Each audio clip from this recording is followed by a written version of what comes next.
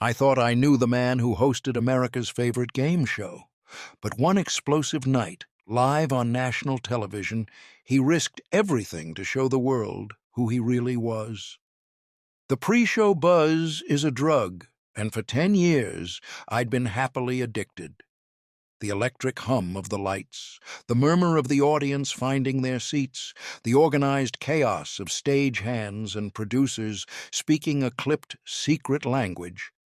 It was the symphony that played before my husband, Steve, walked on stage.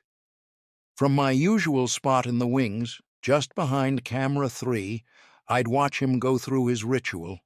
He'd straighten his tie, take a single, deep breath, and then the warm, familiar smile would spread across his face as his theme music kicked in. The man the camera saw was the same man I knew at home, genuine, quick-witted, and endlessly kind. He wasn't just a host, he was the captain of the ship, and his show, Mind Meld Mania, was one of the smoothest, most beloved game shows on television because of him. Tonight felt different, though. I couldn't put my finger on it. The air in the studio was thick with a strange competitive tension that went beyond the usual high stakes of the game. It was all coming from one contestant, a man named Mark. He was a wealth manager with a jaw so tight you could crack a walnut on it, and he carried himself with an air of supreme confidence that had been slowly curdling into arrogance over the course of the show. His team was up against a team led by a woman named Anjali, a sharp-as-a-tack PhD student with a laugh that could light up a room and a brain that was running laps around Mark's. Every time Anjali buzzed in first with a correct answer, Mark's smile would get a little thinner, a little more brittle.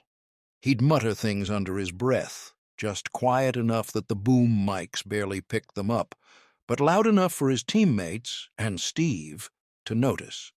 Little digs.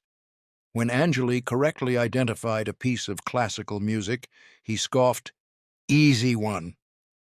When she solved a complex anagram in seconds, he grumbled, "Lucky guess." Steve, ever the professional, tried to smooth over the rough edges. He'd steer the conversation, throw a friendly joke Mark's way to lighten the mood, and give Anjali an extra warm smile of encouragement. He was trying to keep the ship steady, but I could see the subtle clench in his own jaw. He saw it too.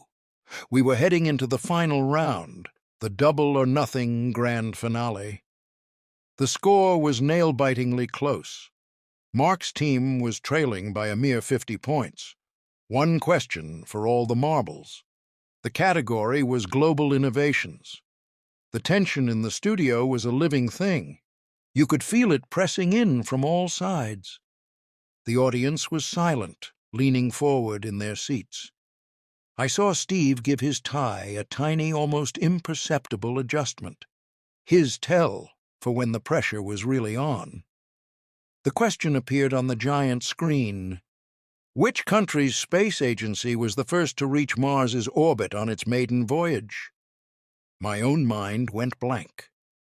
The seconds ticked by, an agonizingly loud clock echoing through the studio. Then a flash of movement. Anjali's hand slammed down on her buzzer, a fraction of a second before Mark's. The sound of her buzzer, a cheerful ding-ding-ding, cut through the silence. All eyes were on her. She took a confident breath, her eyes bright under the studio lights. "That would be the Indian Space Research Organization," she said, her voice clear and steady. A beat of silence, and then the confirmation graphic flashed on the screen. Correct.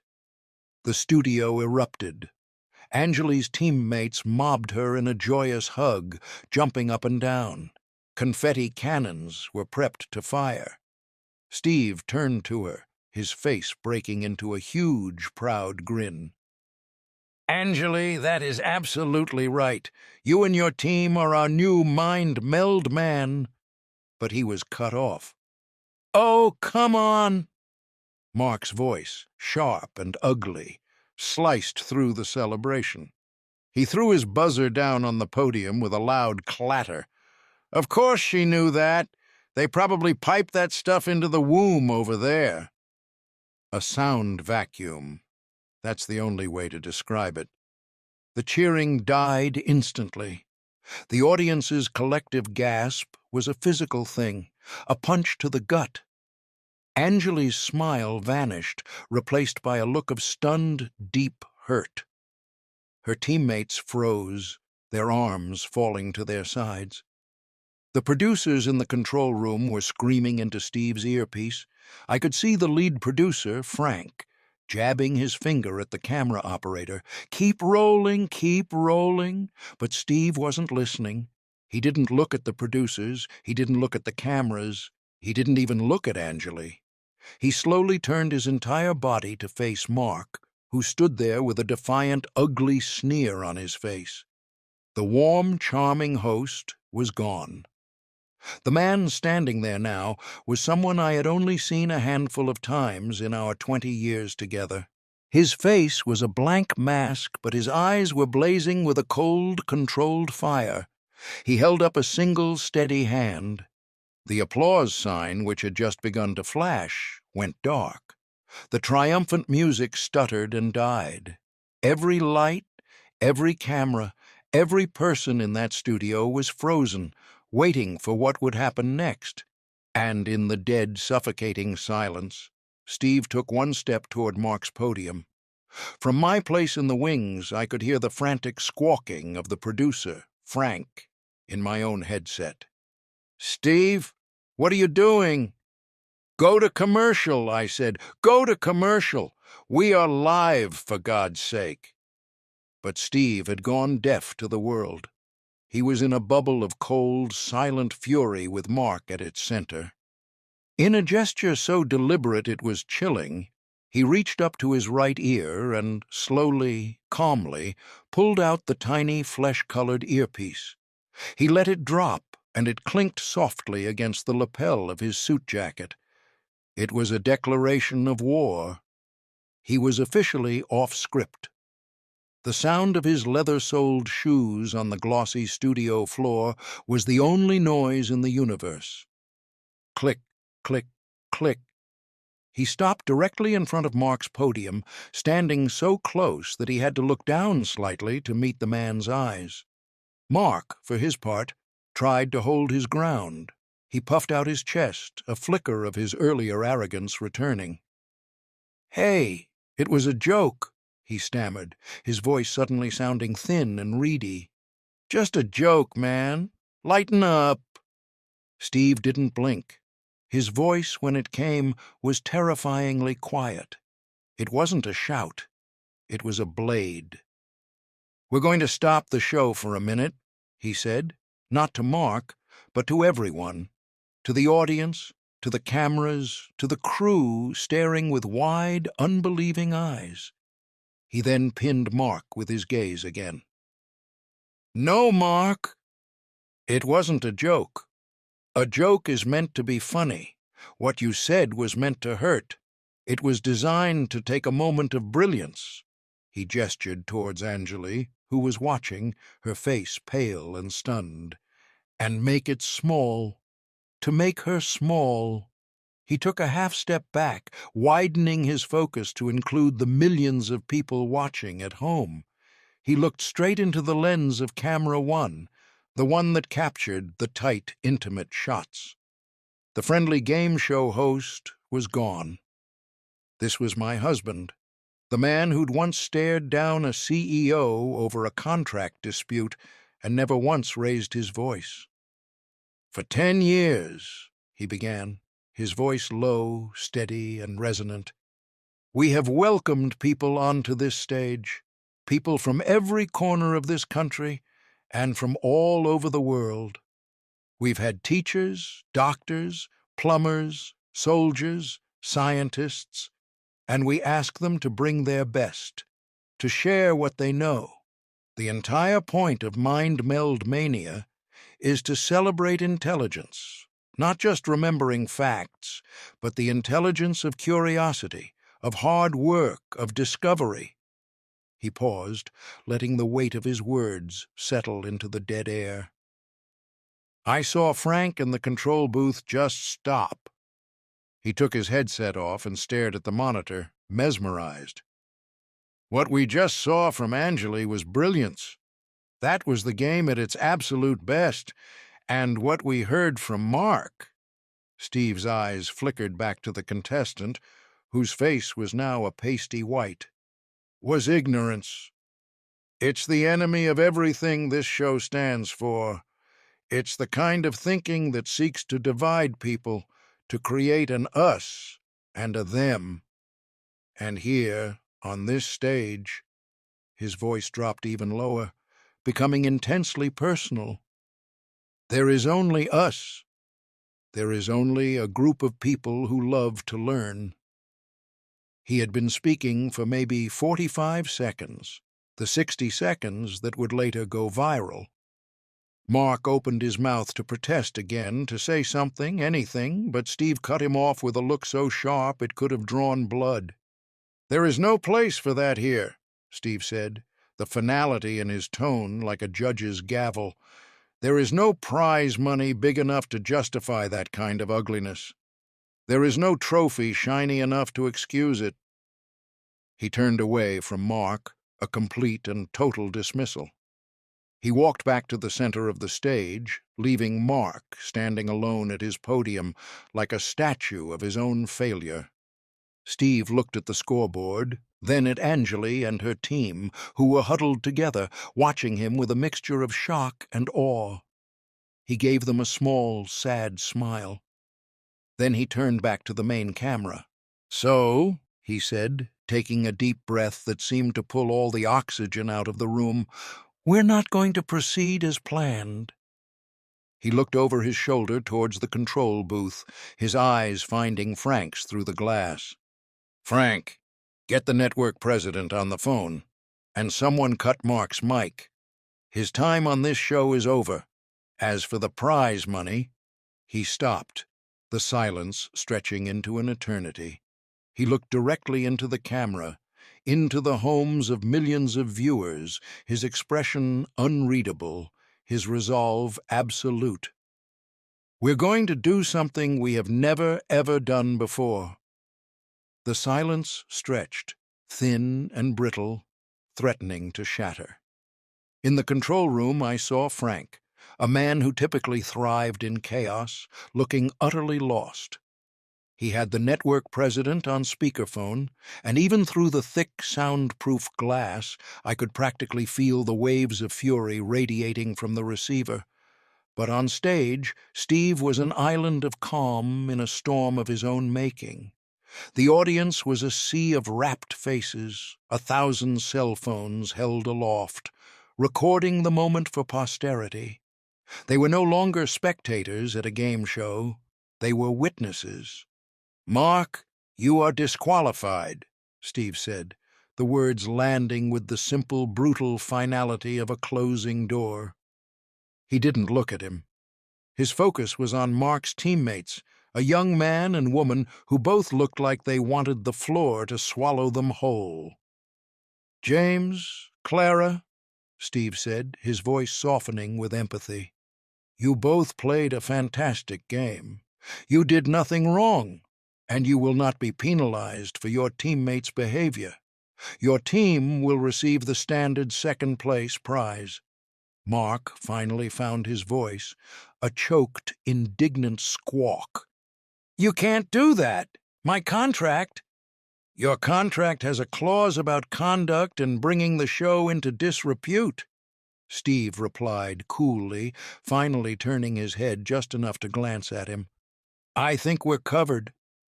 As for your share of the prize money, Mark—" And there it was, the other shoe, the something we have never done before. "Your share will be taken, and Steve tapped his own chest, a simple, powerful gesture, will personally match it. That total amount will be donated to a charity, and the choice of that charity," He turned his full attention, his full warmth, to Anjali. "Belongs entirely to you." The audience erupted. It wasn't the polite, prompted applause of a typical game show. It was a roar, a spontaneous, visceral wave of sound that shook the very foundations of the studio. It was pure, unadulterated approval. People were on their feet, clapping, whistling, some even shouting, "Yes, Steve!" It was a verdict, delivered by a jury of 1,000 strangers.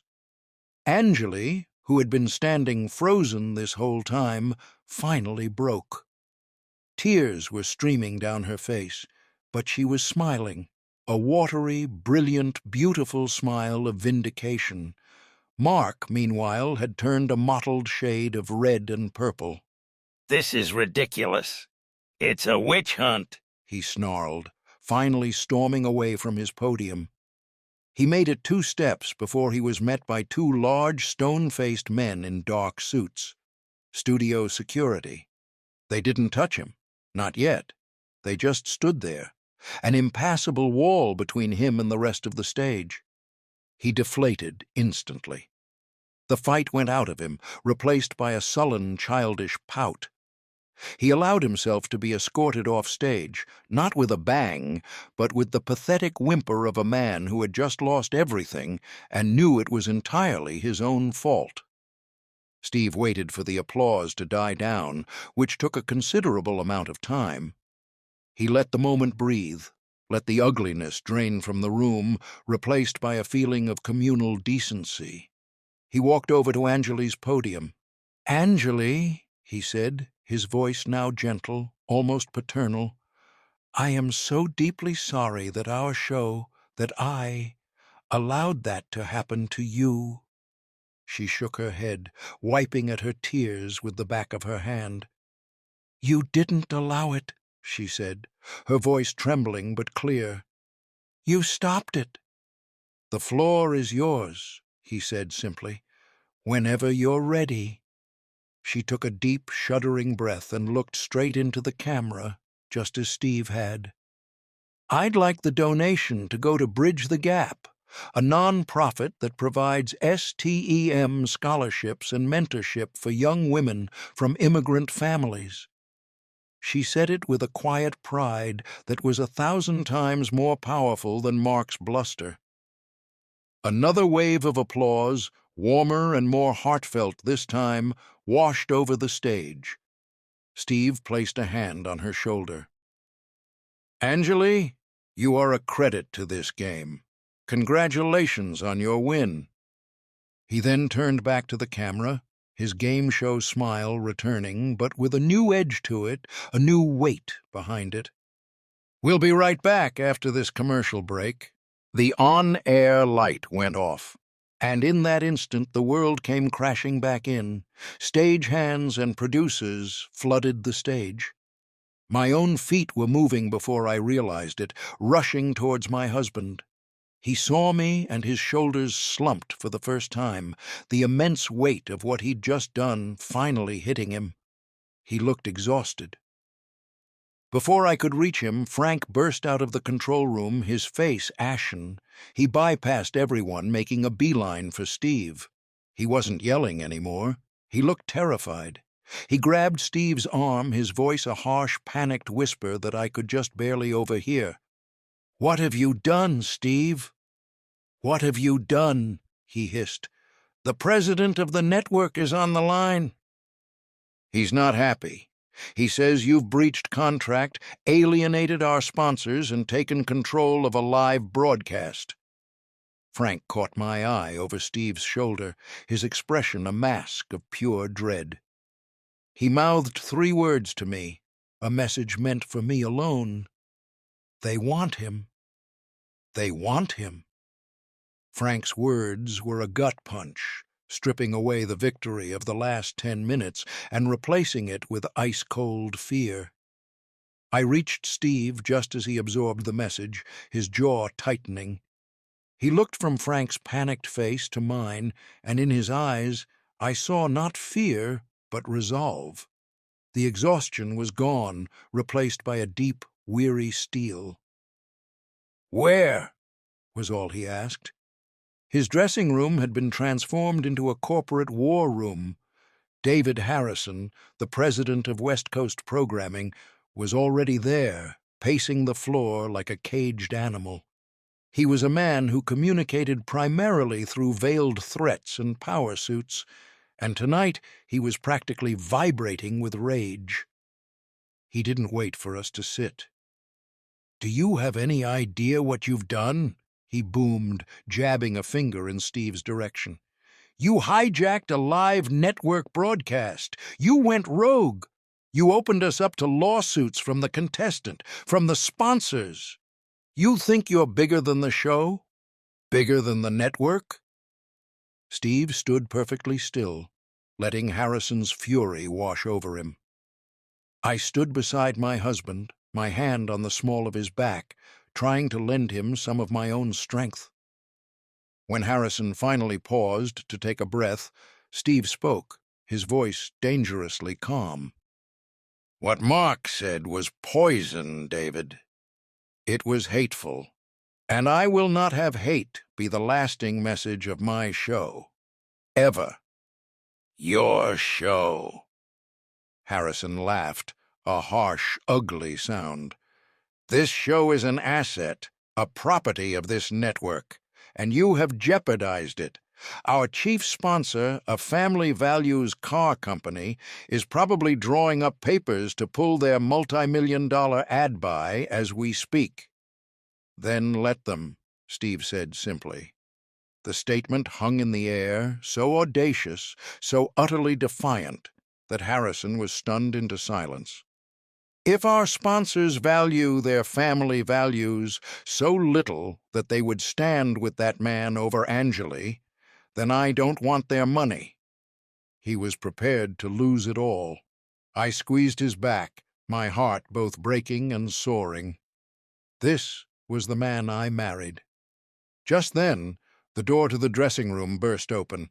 It was Harrison's young, perpetually flustered assistant, clutching a tablet as if it were a life raft. "Sir, you have to see this. I'm sorry to interrupt, but you have to see this." Harrison snatched the tablet, ready to unleash a new wave of fury. But he stopped. His eyes widened as he scrolled. On the screen, Twitter's trending topics were lit up like a Christmas tree. Number one, not just in the country, but worldwide. Mind Meld Mania. Angeli deserves better. #Buy Mark. The assistant, emboldened, spoke up. "It's not just social media, sir. Every major news outlet has picked it up. The clip has over 50 million views. The official narrative is overwhelmingly positive." She scrolled to a CNN headline, "Game show host Steve Halts taping in powerful stand against racism." Harrison's phone buzzed violently on the table. He glanced at the caller ID, and a new look of dread crossed his face. "It's the car company," he muttered, stabbing the speakerphone button. "Gary, look, I know what you're going to say." "David!" "Brilliant!" A hearty voice boomed from the speaker. "Absolutely brilliant! My daughter just called me in tears. She said she's never been prouder of a show our company sponsors. Our PR team is calling it the most authentic, positive brand association we've had in a decade. We're putting out a press release in the morning, supporting Steve 100%. In fact, we want in on that donation. We'll match whatever the show gives." What a night! The silence in the room was deafening. Harrison stared at the phone, then at Steve, his face a kaleidoscope of confusion, shock, and dawning, reluctant respect.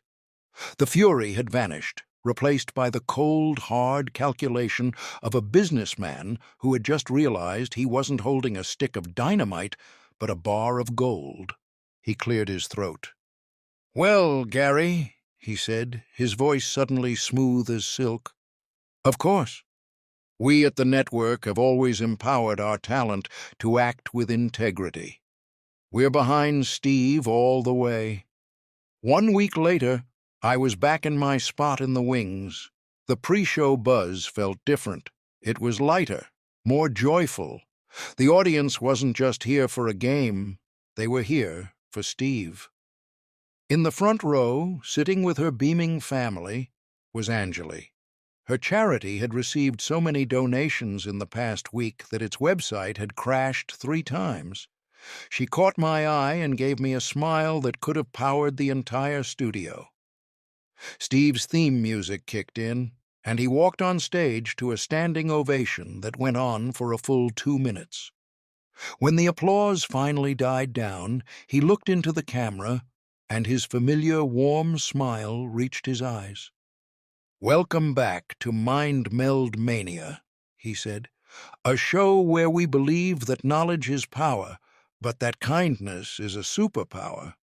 He looked over at me just for a second, a private acknowledgement in a very public moment. In that glance, I saw everything: the risk, the fear, the unwavering conviction. He hadn't just saved his show, he had made it mean something.